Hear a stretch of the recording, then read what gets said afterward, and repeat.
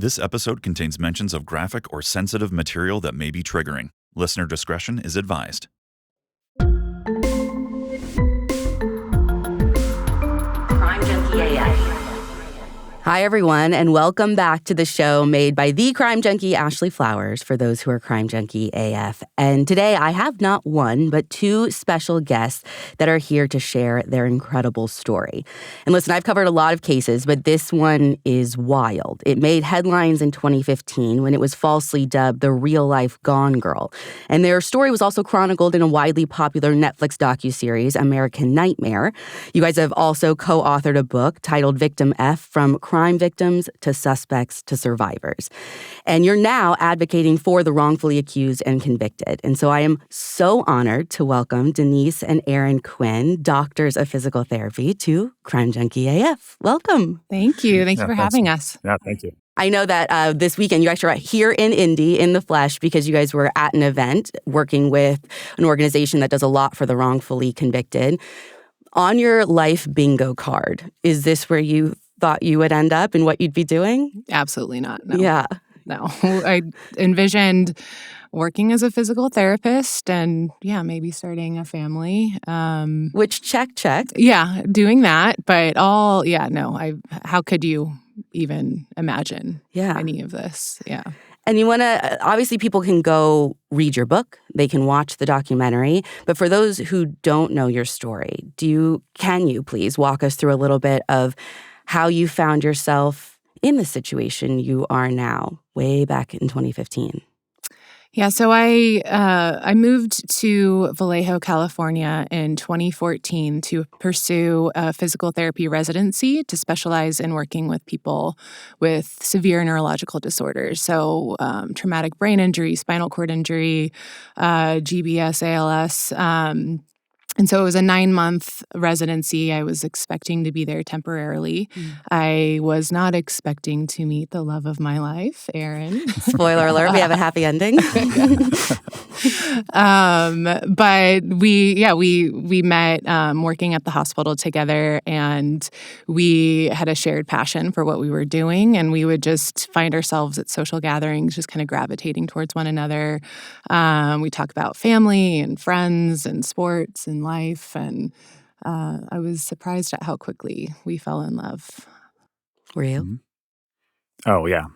Without question. It was, we just hit it off right away. And we would just spend hours talking to each other, and it was, pretty amazing. Right. I mean, it was unexpected, and also the timing was not ideal. Because Aaron had just gotten out of a relationship, and his ex also worked in the hospital with us, which plays into a lot of also what happened, because she was the intended target of the kidnapping, and the police chose not to believe Aaron, partly because of the complicated relationship situation surrounding that. But again, our love was undeniable, and we just.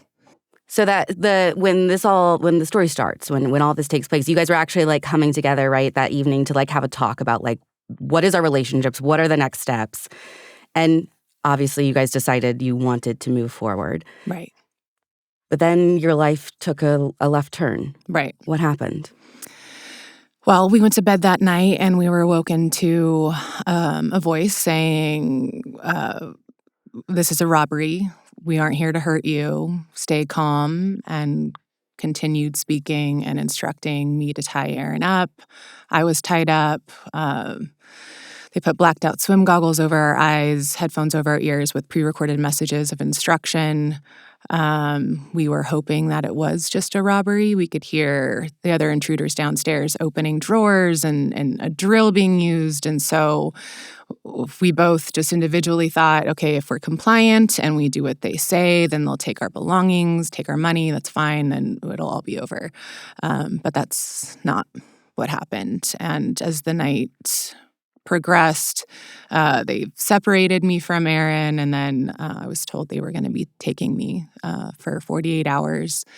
And initially, the voice who was speaking, he said, we have a problem. This wasn't intended for you. We've got to figure out what we're going to do. But ultimately, they decided to continue with the kidnapping. And I was put in the trunk of a car.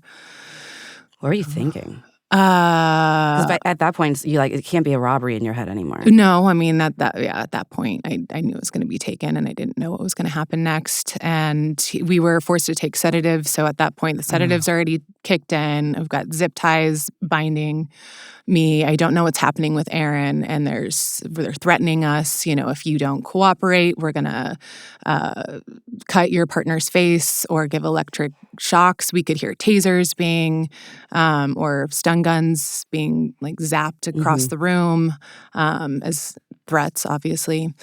So it was hard. You don't want. When it's just you, maybe you'd fight, maybe you'd try something. But when they're threatening the person that you love, you don't want to do or say anything that could lead them to getting hurt or killed. And that's what they used against us, And it wasn't clear what the kidnappers were going to ask of Aaron. They didn't specifically tell me because... Again, I knew he had some money in his savings or something, but there was nothing in our lives that was out of the ordinary that would lead us to think that anything like this would happen. So they take her away, and you wake up, and then what happens? Well, they had provided instructions the night before saying that I needed to give them 2 payments of $8,500 to stay under the $10,000 federal mandated reported limit. Oh, they thought about it, yeah. So, the kidnappers knew where I banked. They knew where my parents lived. They had done their research on me.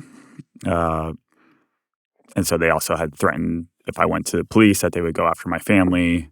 They told me if I called the police, they would kill Denise and basically just pay the money and we can move on with our lives. So they put me down in my living room, which I had taped off areas where I needed to stay. There was a camera set up in the corner of the room saying that they were going to monitor me. They also said they had put a mirroring app on my phone so they could see if I was texting or calling anyone. And I was supposed to stay there till receiving instructions on going to the bank, and they were going to follow me to the bank. Later, when I finally woke up from the sedatives, it was midday, and I got some emails from the kidnappers communicating, telling me about that they'll instruct. I just needed to wait, basically. And then at a certain point, I realized I can't trust these people. I mean, obviously, I didn't trust them in the first place, but I realized I needed to get help. And eventually, I decided to call 911, which is still the hardest decision I ever had to make because my feeling is if I call the police, I know I'm going to be safe, but if the kidnappers see that I call 911, that they will kill Denise. And they were asking for an amount of money that I could give them, but figured if I show up with the money, they could just take me and kill us both. And then there's no witnesses. So I decided to call the police, and when they show up at the house, they're immediately accusatory, asking if I've been partying, if I was on drugs, and I was like, I've been drugged by the kidnappers, but they kept on asking me, are you partying? Did you have a party last night? And I was kept going, no, but that's what they seem to focus on. Did you feel like you were in the upside down? I feel like I would be so taken aback by I called you for help. What the fuck are you talking about? Yeah, even the camera that the kidnappers had installed was making some noises. They just went over and unplugged the camera. And I was like, what are you doing? Did not seem like they were taking any of this seriously. Just no gloves. No gloves. Yeah. Yeah, and eventually they seemed to back off, but they said, come to the station, give a statement, which I was like, I'm here to help, so I'll go to the station. And I kind of already knew that they would at some point think that was this love triangle that went astray between Denise and my ex. But I was like, I know that this actually happened and the evidence supports me. Unfortunately, I went in with a mindset of an innocent person, and you can't actually do that because they very quickly put me in prison clothes at the police station and then started interrogating me for about 18 hours, saying that I need to confess that I killed Denise. I'm just making up this crazy story that no one would believe. And is either it was an accident or I'm a cold, calculated monster. But there was no question that Denise was dead. When a detective said, I'm not looking for a live Denise, I'm looking for a dead Denise. And I've accepted that, and you need to accept that. So they just hammered away at me for hours on end. And I mean, they stripped him down naked, took photographs of his naked body, then put him in jail clothes. So it was just everything was very strategic to break him down. Yeah. Which is what they do. And they isolated him from his family. His family was there. He kept asking for his family. They said, I don't know where your family is. But yeah, and they wanted to see him. And it's like they could only operate in the box that they knew. And what happened to you guys was so calculated and abnormal. They only could look at it through this like boyfriend kills girlfriend lens. And they also didn't actually investigate anything. We find out later that they literally didn't look at a single thing, and they didn't bother reaching out to other departments, which if they had, they would have found out the MO that was done in our case. There were similar crimes prior to you guys. Prior to us. In the Bay Area. Mm-hmm. So they just straight up didn't do anything and just said, well, I don't believe them, and they were going to try to get a confession. That was like their only goal. Yeah. Even after I asked for an attorney, they didn't get me an attorney. They sent my brother in, who's an FBI special agent, telling him to try to get a confession from me. He's the only reason why I got an attorney, because when they allowed him to leave, he was straight up in the parking lot Googling criminal defense attorneys for murder in Vallejo. And he ended up finding my attorney, Dan Russo, who was the only reason why I got out of the interrogation cell, because they were just going to keep me there indefinitely. Until you broke. Exactly. And actually, the detective told my brother, I would like to try a few more things instead of get me an attorney, because it does not matter to them, because they just can. They can hold you and just do that to you, and people generally don't think about, like, why would I confess to something I didn't do? But if they, hour after hour after hour, that's the only thing that they'll accept. They kept on telling me, you need to start the story over. That makes sense. We can't start with 3 people breaking in your house. That didn't happen. So tell us that you did it. And often a lot of people confess not thinking that they did the crime just to get it to stop, because it's psychological torture. It's horrible. I've seen it happen over and over, where they're like, you can get out of this room, and in everyone's mind, it's like, okay, well, I can get help when I'm out of this room. Right now, I'm by myself. I'm with them. Like, once I'm out of this room, we can all figure this out. They'll see that I didn't do it, but there is no getting out of that room once they get what they want. Right, and that's a thing. Confessions get convictions, even false confessions, and jurors just don't understand the pressure that is put on, the psychological manipulation. A lot of people think, well, why would you confess to something you didn't do? Wait till you're in that position, and they're trained to break you down. Yeah, there's about an 80% conviction rate if you confess, regardless of physical evidence. So there's been cases where someone falsely confessed, they weren't even in the same state, and they got a conviction because of that. And that's a problem with our system here, is that people were so caught up on getting confessions as like a gold standard, but it doesn't matter. Confessions shouldn't matter unless there's actual evidence to back it up. Which there is a law, corpus delicti. Like there is supposed to be that. You're not supposed to be able to convict someone just based on a confession. You are supposed to be able to show in physical evidence, circumstantial evidence, reasons why they could have done it as well. Stuff to back up that confession. But I've seen so many instances where that just like goes out the window. Mm-hmm. Yeah, I mean, and the most tragic thing of it all is that they had Aaron's phone. They should have been monitoring it. Someone put it on airplane mode.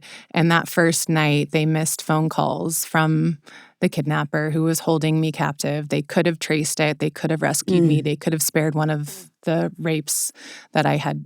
Yeah, so it... and it's just all because of their tunnel vision. They were just so focused on Aaron, and they missed evidence that could have led them to be the heroes in this. Yeah, and to continue how extreme it went. So police said I had killed Denise. I was able to get out of the police department, but eventually Denise was released by the kidnappers. And instead of taking it seriously, the police within hours said it was a hoax and that they tried to pin Denise and I against each other, saying that one of us will get immunity, but not both, to say that it's all made up. And at that point, is that just to like do their own ass, or do you think they really like believed this in their heart of hearts? I mean, they were angry. If you see the press conference Kenny Park gives, saying that it's a wild goose chase, we've plundered valuable resources on nothing, so I guess I'm nothing. But he's smug, he's angry. And we find out later that the chief of police instructed him before he went out there to go burn that bitch. I mean, that's the mindset that they were in. All of these men had no idea anything about me. They interviewed my family. My family said all these positive things about me. One of the things that clicked to the lead detective was my mom told him that I was molested when I was 12. And he was like, oh, well, you know, that could be a reason for some to make up a story like this. And at that point, too, I'm still missing. My mom doesn't know if I'm really alive or dead. And she's having the lead detective say, oh, well, she was molested. Okay, then she must be suspicious. And they don't know you from Adam before. It's not like you guys have a history with law enforcement. Like, someone and again, just decided. Aaron's brother's in the FBI. Like, how, what... it's hard to understand that level of hate and that just that closed-minded tunnel vision is just... Yeah, and I honestly can't tell you what the police were thinking, because like the mental gymnastics that they had to go through to get to a murder to now we're doing this together and Denise was labeled the real-life Gone Girl. I don't even know what the end goal would have been in their mind. They were saying, at least they mentioned, that we were looking for our 15 minutes of fame, which I was like, we have doctorate degrees. I mean, I think I had a Facebook page. We're not people trying to be out, on social media trying to expand ourselves. Like Denise was. There was nothing that would have given them that indication. Mm-hmm. Yeah, and then, again, they didn't.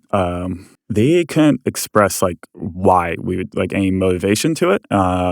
And it literally was, I swear they just saw the movie and they're like, aha, and that's the scary part, that these trained professionals, including the FBI, you would think would know better and go by a different standard instead of getting their tips from fiction. Mm-hmm. And to the point of where they put my phone on airplane mode, the kidnappers had called. They didn't track those phone calls until 24 hours later. They actually tracked them up to South Lake Tahoe. They never went to South Lake Tahoe to examine the area at all, which we later find out Denise was held in Tahoe. And after the press conference where the police said it was a hoax, the kidnappers even sent emails going like, this actually happened. We'll give you all this evidence of because they were stealing cars on the island. They had broken other people's houses. They had been doing a string of crimes that they're like, this is what we've been doing. And we did kidnap them. And the police said one of our lawyers was potentially writing the emails, or my brother was writing the emails, or we made it up because I was on Nextdoor, which is like, a community message board. So they said, Aaron's an active member on Nextdoor, so he knew about these crimes. I'm like, how the what the fuck? I'll say, sorry, what the fuck? And there's details in the emails that were not posted on Nextdoor that you wouldn't be able to know, like specific things that they stole and then things that they didn't steal. They chose not to steal that whatever Xbox because they already had one, so there's just things in it that like there's just no way we would have had that information. Well, it's just like what's so insane to me is this narrow-mindedness. Like, fine, look at you guys, sure. Exactly. But like also while you're at least exploring all of the options. Right. But they truly went on a hunt for just the pieces that fit into this theory that they made up out of nowhere. Yeah, the lead detective literally says, I'm a puzzle maker and I'm going to fit the puzzles together to make it look like you're a monster. I mean, he said that out loud. Yeah. I recently reviewed the interrogations and I was like, oh my, it's just every time it's still hard. Where's that guy now? Oh, he's still working on payroll and he's going to get the pension. He got promoted. He got awarded. He was given Officer of the Year that year. He's also was the head of the union for 9 years. So he has tremendous power. And we've heard from other officers in that department who say that this is what he does. He just bullies people. We know that he's withheld evidence in other cases. He lied on sworn statements in our lawsuit. He's, I don't say this lightly, he's just a dirty cop that has no accountability, and no one holds him to any sort of standard. And now he's going to retire with full pension, and the city will be paying him. He makes over $250,000 a year, and they'll just be paying him for his retirement. Does that make you want to flip a table? I want to flip a fucking table. Yes, it does. Maybe a little bit more than that too. Yeah. The problem is, like, Denise and I are, in the grand scheme of things, like the lucky ones out of this. We weren't convicted, but that took us hiring criminal defense attorneys. That cost us $140,000. My brother's an FBI agent. Did you think about that? Like $140,000 is not something that a huge majority of the world has at their disposal, much less like that they can actually like put up.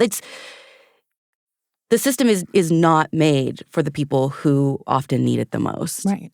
Yeah, and I mean, the only reason we could afford it, my family, was because my grandma passed away the year before, and my dad got an inheritance. It's like, how would I have even, you'll lose homes. Yeah, you'll lose, like, exactly. You'll go into debt, like, hoping that you get your life back. We're both fortunate to have the families that we have. Yeah. Like, I've got a big family. I remember talking to my cousin. I'm like, how do I get, because he's the first one I saw. And we're like, okay, we need a criminal defense attorney. I'm like, how am I going to pay for this? And he's like, don't worry, Denise, we're going to figure it out. We'll all be there to support you. But it is daunting. Like, how do you fight the FBI? Mm-mm. Like, who do you turn to?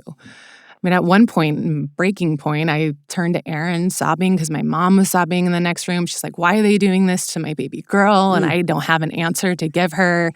And I'm crying to him going, like, who do we call? Like, Obama was president at the time. Like, do we call him? Like, what a ridiculous statement, Like, he's got more important things. But that's just the desperation of, and the power of the highest agency attacking you. Which is like, to go back to, I mean, this guy who's going to go live his life with his pension, there's like, it feels like there's no accountability. No. Like you wield so much power and you're given praise, but like when things go wrong, it's like, innocent mistake. Mm-hmm. I mean, like, it's almost like that's what they chalk it up to all the time. Like, it was a mistake, we tried to fix it, no big deal. But okay, it is a big deal. Like, people lose their livelihoods to, like, if they end up on the other side. Most people don't end up on the other side of it. Right.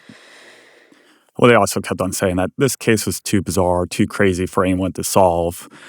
And then you actually look at, like, well, tracking the phone calls, maybe you're just bad at your job. Yeah, exactly. Right. So they try to say that they weren't malicious, they just made mistakes. And still blaming us. So we pursued a lawsuit against the city and the police department, and throughout the whole thing were lies, and, well, we couldn't believe them because they weren't acting like victims, lying, saying that I didn't say that I was a victim, even though I did say I was a victim of kidnapping. And I'd be so angry at that point too. And so, like, I yes, you're a victim, but I also be like, I don't have to fucking act any certain way for you.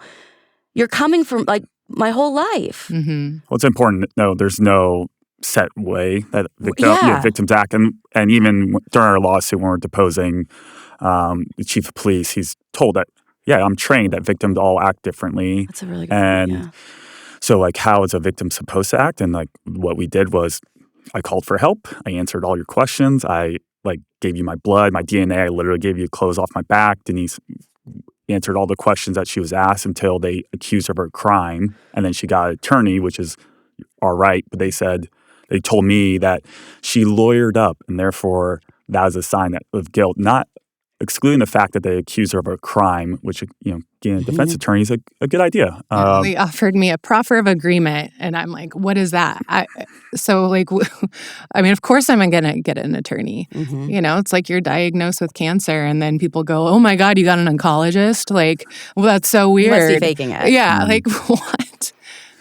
So all of this was to say is, like, the system can railroad people, and we have met people who have spent decades in prison, and they are innocent, and they eventually, very few get exonerated, but they get their lives stolen, and there's tends to be very little accountability for the officers who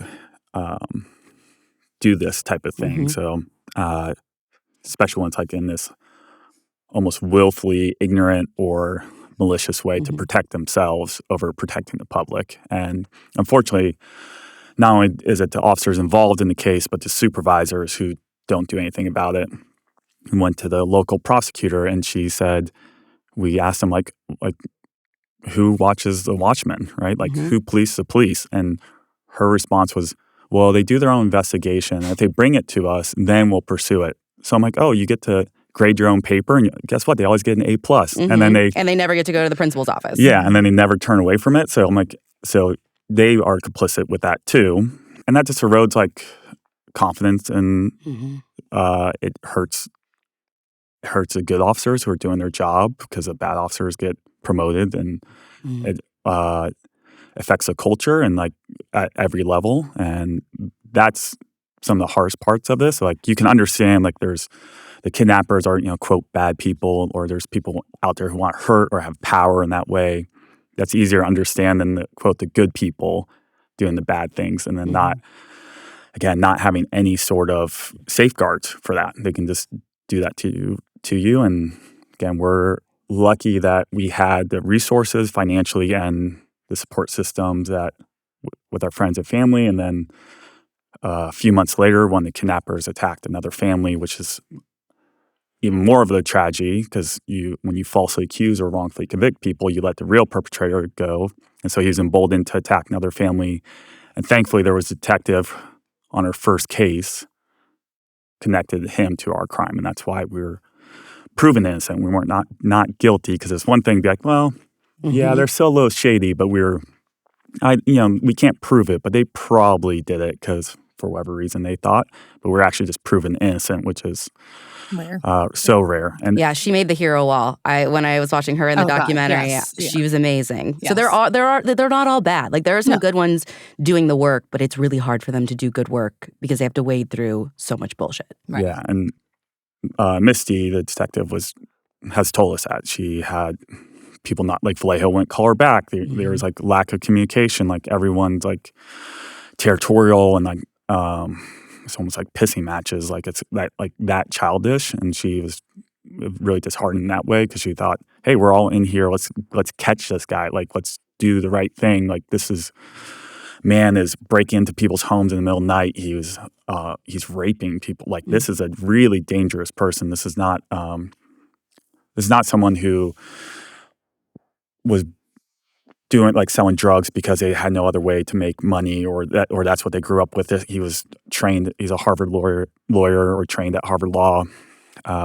This is a man who had like a lot of privilege in his life.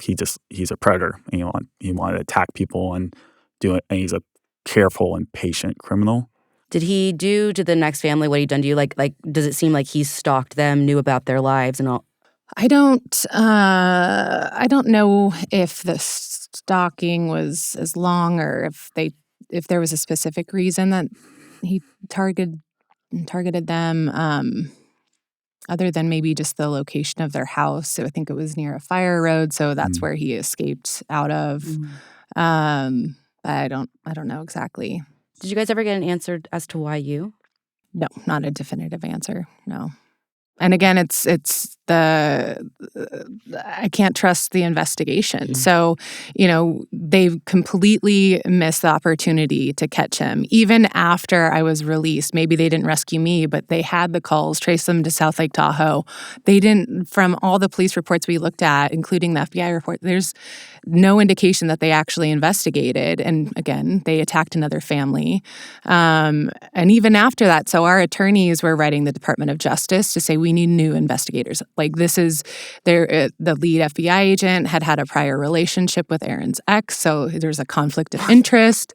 There's clearly people's judgments we can't trust them. Yeah. But then we had the DOJ say, hey, it's not our problem, and it's not a problem, and they can stay on the case. And we're like, it makes you feel crazy. Well, yeah. I mean, you really do. Like, I was like, is this, am I in Twilight Zone? Did I literally go crazy? Like, this can't be our reality. Yeah, it's like it just feels so black and white, what is right and what is wrong. And then for people to be like, but this is just the way it is. And you're like, so wrong. Like, oh. Yeah, we got a lot of people in that position being like, oh, I've worked, law enforcement for 20 years. I'm the professional. And just like, what? I don't know what you've been doing, but that scares me. Yeah. Definitely. If you're considered the best. Yeah.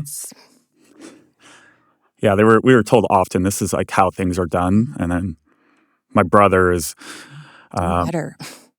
My brother is one of the smartest people I know, and like I know a lot of colleagues who are like dedicated, smart agents, and we just happen to get, frankly, just incompetent and shitty agents on. They're not equipped to investigate a case like this, or that's not what their history was, and they should have got more help. But they would tell us like, this is how things are done. I'm like, well, actually, I know these aren't how things are done, and if this is how it's done, then like we should probably change. Like, and we're not expecting like law enforcement to be infallible. It's really hard to solve cases. People make mistakes, but like you need to like upgrade and like evolve and not just like sit there and be like, but yeah, this is okay. This is acceptable that we didn't do our job and then protect themselves. And that's incredibly frustrating to be in that field. Like we work in the medical field, like, in the medical field, we used to do lobotomies. Like we did some terrible stuff, but we don't do those anymore because you learn and from it. So like any professional should learn and change. And like even the city of Vallejo, the police department said they didn't make any procedural changes after his case. And so they just don't want to learn, and they rather blame us. And that's part of the reason why we keep telling our stories that, again, the Justice Department can like railroad people. And from the outsider, you might go like, well, they're professionals. They investigated, like, but you start digging deeper, and you probably know more than us is like that. There's a lot of times where they just don't do their job, and then but they have someone in custody, so then that person becomes a scapegoat. And people, listeners and stuff will probably serve on jury. Like you should understand, like just because an officer said this person confessed, like, well, how was that confession done? Was it actually backed up on evidence? Like how many hours was that person put there? Like you need that all recorded because they leave you alone in a small room, air conditioning on, like no warmth. Like I didn't get like, you don't have any food, even if you're hungry, like you're away from your family. They just like, they literally put you in a box and then keep going at you, like we were mentioning earlier.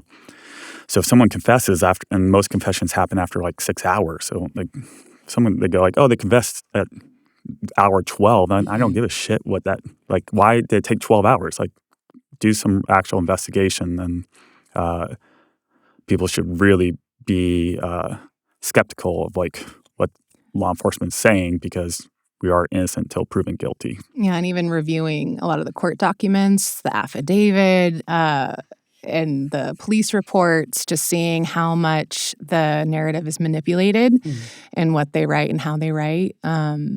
It distorts the truth, definitely. And I think I saw one officer's summary and was like, oh, okay, this is actually objective. But that was out of dozens of things that I've read from the officer. So it's a little... There's always a lot of context missing. I mean, even if you're just talking about confessions alone, maybe there's a lot of it recorded now in 2024, but when we started getting recorded confessions, even we work on so many cases that are older, what I see more often than not is we get 20 minutes of them saying that they did it in this like perfect story. And then what we don't get is the 18, 12, whatever hours that led up to that. Right. And the 35 times they said, I didn't do it, I didn't do it, I didn't do it. And I even had a case recently where they would like start the confession and something would go wrong. He's like, oh, no, we're going to pause. We're going to rewind the tape and like start again. Oh, God. Yeah. So what people don't realize, it's not just a confession, it's a rewriting of the confession. So the officers won't just take a confession. They will make it, or as they were telling me, let's start over so the story makes sense. And that is not uncommon that the person starts they don't know the details because they're falsely confessing. They go, oh, stop. let's add that detail, because then they know when they get to trial, they can be like, this person only knows details that the perpetrator would know, but they fed them. And if they don't record it before, you don't see the feeding of it. So it is a rewriting of it. And that is hard for people to understand. Even the Central Park 5 case, they used 5 different confessions to convict all 5 boys. And they made one person, he had to give them multiple different confessions to tie them all together. So that obviously wouldn't hold up if you were compare them side to side. But the officers know that. And that, again, that's like, they know confessions get convictions, and that needs to change, because we're the only country that allows officers, like developed country, allows officers to lie to the suspect. So they will continue to lie to you. I mean, like, we've got your fingerprints, we've got your DNA. They'll stay that easy. And they lie to victims, lie to family members, like in our case. So yeah, and so like the only thing that the police officer said that was truthful to me was that they didn't believe me. That's the only thing that they said was truthful. When you guys, so you are one of the lucky ones that not only did you fight it and win, but you got proved to be innocent. Right. What was life like right after that? I mean, did you dive headfirst into all this advocacy you've done, or was there a moment where you just kind of like had to get your feet on the ground again? Oh no, it's been a almost 9.5-year journey. Initially, it was about us trying to get all the information to defend ourselves, because we were preparing to go to court, and because they were threatening us with prosecution. And then, my captor and rapist is caught for that other crime. And then it's, okay, let's focus on making sure he gets the largest sentence that he deserves to protect victims. And so, in that 3 years of that criminal case and then our civil lawsuit, we were still silent. And I was definitely not on social media because I was getting death threats and just hateful, just the worst things that people can say. And it was just all over the board, like my looks and who I am. And it's just... Even after people knew that you didn't do it. Yeah, and then there was still the doubt. So that's the thing, they say something immediately and they put it out publicly, and it implants that seed of doubt. And so people, because they believe so hardly about that, they don't want to let that go, because they don't want to be like, oh, wow, I was so wrong and I was so hateful with my incorrect information. So some people really just hold on to it. Yeah, and it took me a year to go back to work. One, because I didn't know people would recognize me, and 2, I didn't know if I was capable. I mean, and it's one thing to have something awful as violent crime, but to have the whole world attack you, have the people in authority that you're supposed to turn to for help attack you, it really makes you feel terrified to even really enter life and society again. So it was just a really long journey. But along the way, again, Aaron's brother's an FBI agent, so we learned a lot. We learned from other survivors and paying attention to these other stories, going, oh my gosh, it wasn't a one-off. This isn't a couple bad apples and a bad orchard in Vallejo. This happens way, way too often. I think we were watching confession tapes or something on Netflix way back then, and Aaron was able to predict verbatim what the investigator was going to say, because it was all this script. I'm going to pay you as a cold calculated amount. You fail this miserably. It's just all these.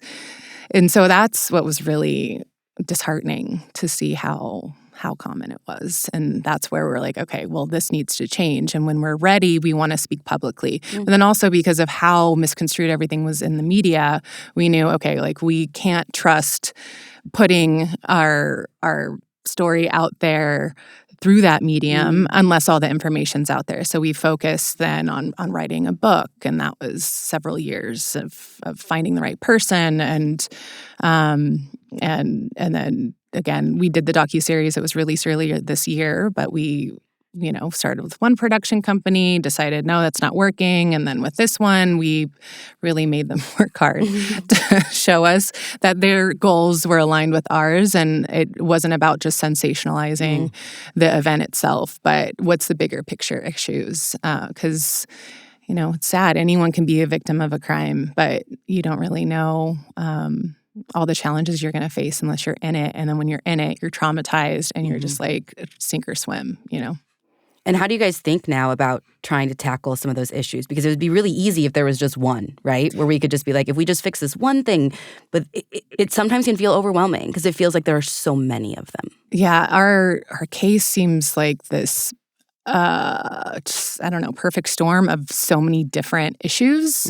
The biases against women and not believing women. And on the FBI affidavit, it said my SART exam showed, quote, no signs of non-consensual sex, even though I told them I didn't fight back physically because I was bound, I was blindfolded, I was held in a remote location, my life was threatened, his life was threatened, So it's kind of like, well, of course, I'm not going to have like physical egregious injuries, but there was evidence in the SART exam that indicated that an assault did happen or intercourse did happen within that like 24 to 48 hour period before, and that there was bruising from him dropping me, and there was consistency in what they found in the SART exam to what I was saying, and of course the police never used that.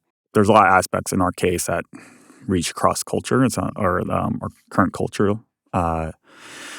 For us, it's just trying to focus on it because there's so many worthy causes, and you can't do it all, right? So you just don't have even the emotional capacity to do this, A, B, C, D. You have to kind of focus on that. So, one organization we paid attention to early on was the Joyful Heart Foundation, which was they were working on ending the backlog of rape tests because that was something that was so insulting to me. They like say that this thing didn't happen. I have to take this 4-hour-long SART exam, wondering the whole time if they're going to use this against me because I didn't fight back. So I'm like, what are they going to find? What are they not going to, There was a female FBI agent in the room that I never talked to who was just like watching this. It just was all very, you have to do it within 48 hours of being attacked. It's like one of the most exposing and vulnerable things you could do, being a victim of assault. And then they just they didn't use it. 6 months later, we're talking to the AUSA, and I'm asking him, where's my SART exam? And he's kind of looking around the room going like, I don't know. Wasn't it so important that I get this done? Or was this just, again, like the lie detector test, a ploy to see, to get you to break? Let's just degrade her and demean her as much as we can. That's just what it feels like, right? So, there's, like with us, it's complicated because even going through the court process, we see how many rights the kidnapper, Matthew Mueller, how many rights he had compared to us. Like, he represented himself at one point. He was able to watch the rape videos. He had videoed me while he assaulted me. So he was able to rewatch it. And in the preliminary hearing, he had the right to cross-examine me and Aaron. And it was only because he chose not to. But I'm sitting up there the whole time answering the most humiliating questions with the prosecutor and in front of, media, my family, about the details of the assaults. My assailant is watching me as I'm giving this description, and I don't know if he's then going to cross-examine me. And then he goes, oh, no, I'm not going to. Like, oh, thank you. You're the hero now. But it was a lot to realize how little rights we had as victims. But at the same time, I do believe because we were suspects, that suspects need to have rights as well. So that's another thing that I learned about was Marcy's Law, and that organization is working to try to make amendments to each state's constitution to add a Bill of Rights for victims.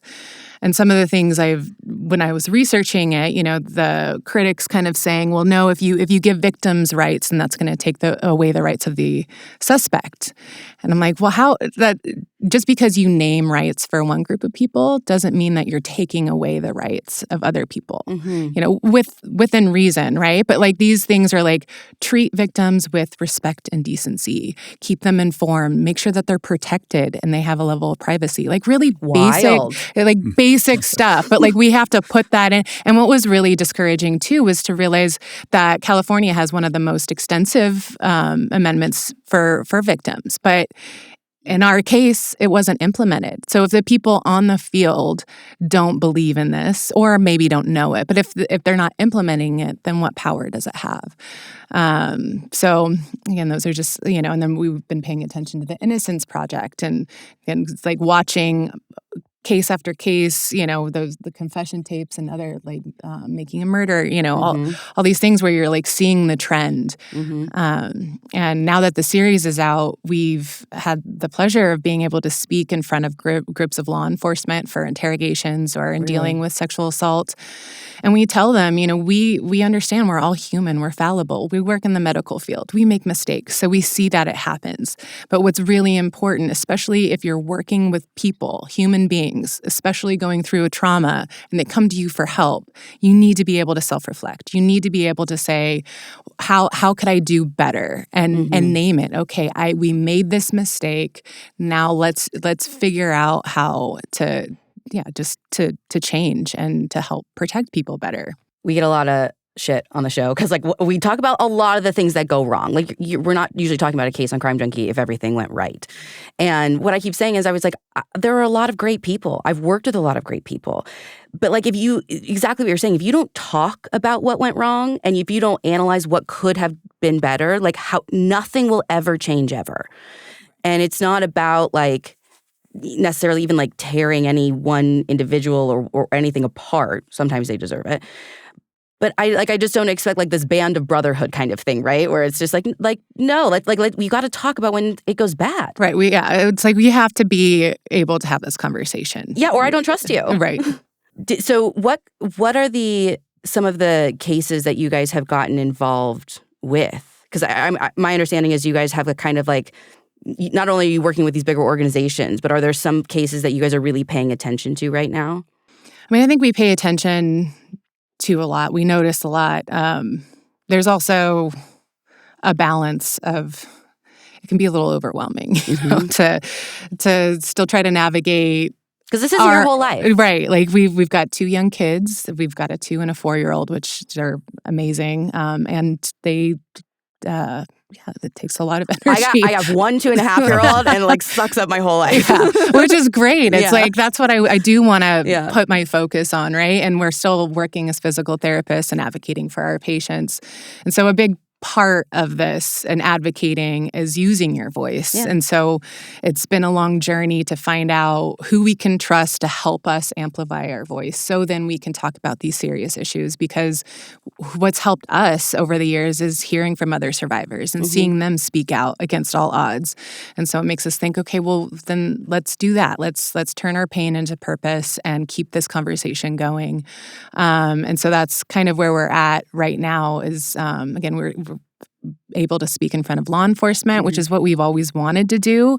We're not against them. We want to work with them. And advocating for survivors of sexual assaults, because it's just so sad. 2024, there's still this misconception about women, how they should behave, what's their fault, what's not their fault. And we do it to ourselves too, because that is so entrenched in our culture that it's really easy to self-blame. And, and as we've spoken out, I have to recognize sometimes that I need help again, so I've gone back to therapy. And that's another thing I want to advocate for, because it's been such a huge help for us in this whole process.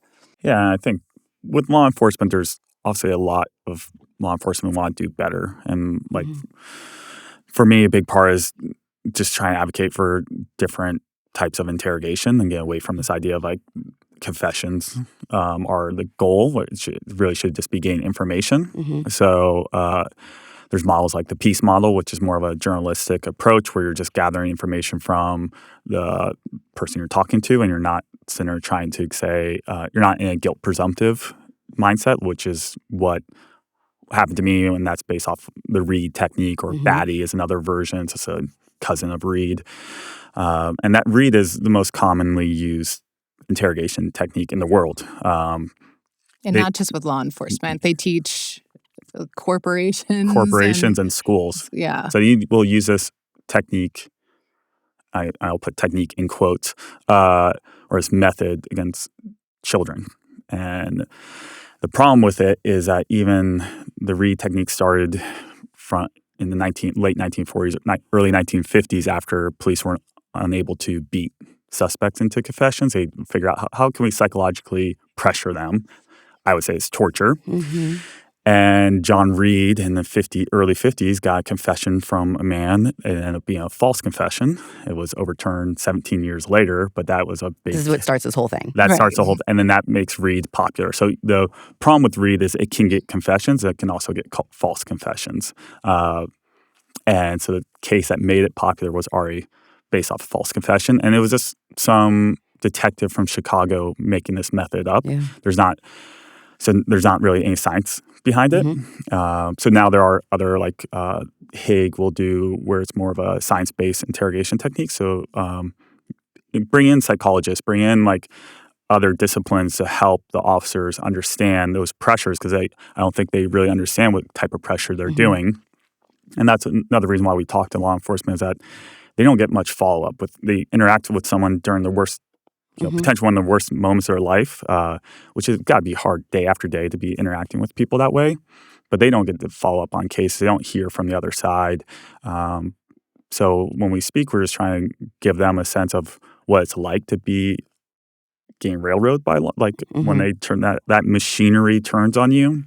So that hopefully if they run into a case where it's, maybe it sounds a little bizarre or a little strange to them, that they don't just rush to judgment and have the confirmation bias and tunnel vision. They can think of our case and maybe pause and go like, well, what if, let's look at X, Y, and Z and not just focus on this one route. And because we have to do it at the ground level, right? They're the ones interacting at a day-to-day basis. So that's one of the things we hope for, that we get away from this, because it's awful. Yeah, I love that you guys are going and speaking to them, because I think that's where so much change can actually happen. I think one of the things I was most surprised by as I really got into this world and dealing with law enforcement is that there was no standard. Like, there is no standard training to be an investigator across. You're really only as good as the guy before you that trained you. And when you think about, as you guys, as doctors of physical therapy, the amount of training that you had to do, education you had to do, continued. I know when I worked in a hospital for a long time, there's continued medical education. And because you guys have people's lives in your hands, which is important. And these people have people's lives in their hands. And we cross our fingers and hope they got trained right. Yeah, one of the talks that we gave, it was for science-based interrogation. So it was about improving interrogation tactics. And we sat in for a couple of the talks, and some of the psychologists were talking, and we're like, oh, thank God there's a psychologist in the room. But certain things were so basic that we're like, we learned this in PT school. Like, how is this revolutionary? How is this a thing right now that's being taught? So it was like this bittersweet situation going, okay, well, at least someone's doing it and they are having these conferences and this type of training. But then it was equally as infuriating, because we're like, why weren't we treated this way? And why is this not something that is being done? And yeah, why do they have to fight to get people to buy into it?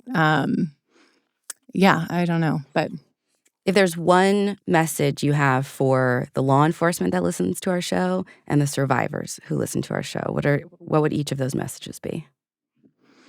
I think with law enforcement really is just recognize that we all have different biases. We've all grown up having our own life experiences that shape who we are and how we see the world and the people in it. And so kind of recognizing some of those judgments that you might have, and trying to keep an open mind and self-reflect.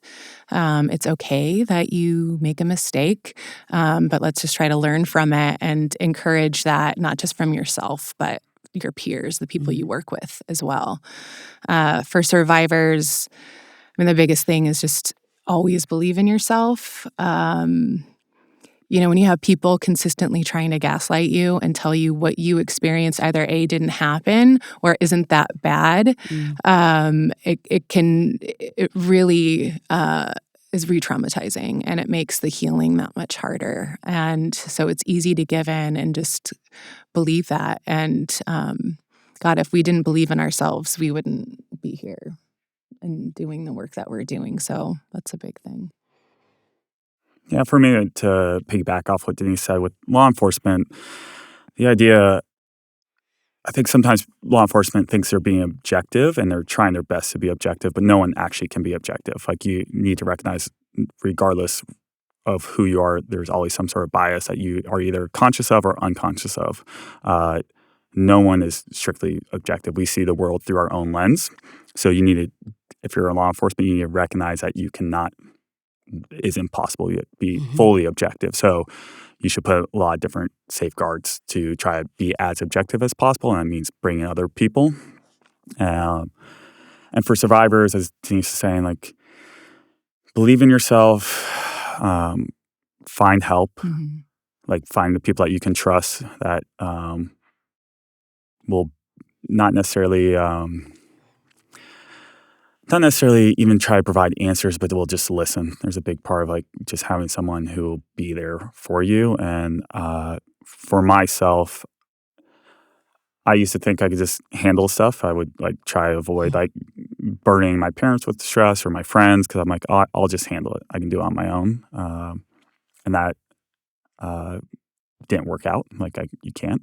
Like you need like, and being such a life-altering trauma, I realized that I needed like to go to my friends and my family and therapists, and we've done years and years of therapy, but have that trusted group that I could go to and help lift me up, and that's really important to find those people in your lives, because we all go through different variations of trauma. It doesn't have to be a kidnapping, it doesn't have to be like this extreme, but people have stuff that happens in their lives, and we need the help of our close ones to heal from it and integrate it, because you can't actually just move on. Like sometimes people say, just forget about, move on, but you can't. You have to learn how to integrate this into your life, because it's part of you, and it's going to impact your decisions either you like it or not. It's a little bit like your shadow. It's always there. You can be aware of it or not. And so by getting help from other people, I've have helped me integrate it to make something positive out of it, and that will be a continued thing. There's no end to this. It's just different levels of it.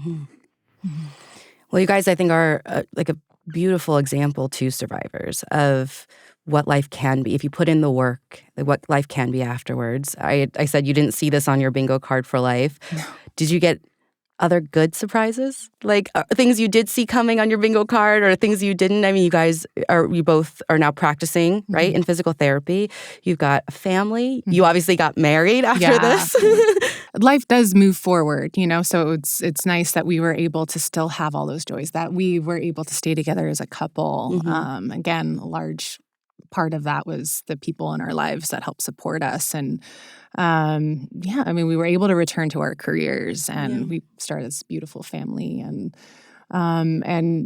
now we get to meet with people and have these connections with other survivors, or again in law enforcement, that we can share and use such a horrible thing to maybe do something better for other people who aren't as lucky as we are, who might not have all the resources, or who are still threatened into silence, that we can at least we can keep the conversation at least going and see if something can change.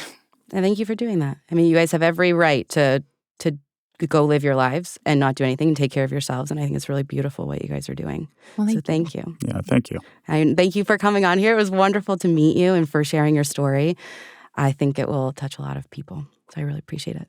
Okay, thank you. Yeah, thank you. All right, everyone, don't forget to follow this show and add it to your library. And don't forget to follow Crime Junkie. We have a brand new episode the last Friday of every month. But if you can't wait until then, you can head to Crime Junkie Radio on the SiriusXM app for your 24/7 true crime fix. And you can follow me, Ashley Flowers, on Instagram, and Ashley Flowers Crime Junkie on TikTok. Crime Junkie AF.